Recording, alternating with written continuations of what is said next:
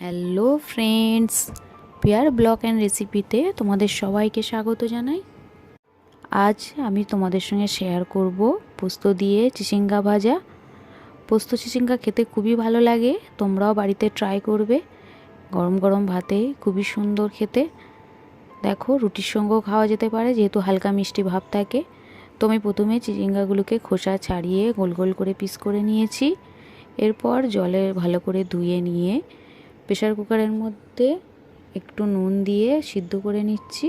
সিদ্ধ করে নিলে তাড়াতাড়ি ভাজতে সুবিধা হয়। আর সিদ্ধ করা হয়ে গেছে। অন্যদিকে আমি পেঁয়াজ আর পোস্ত একসঙ্গে পেস্ট করে নিয়েছি।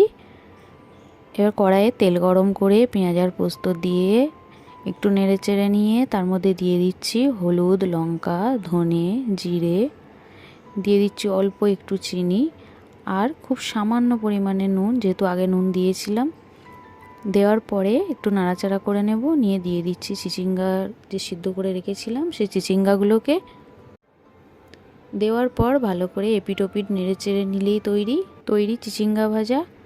আজকের এই রেসিপি তোমাদের কেমন লাগলো অবশ্যই একটা ছোট্ট কমেন্টস করে জানাবে।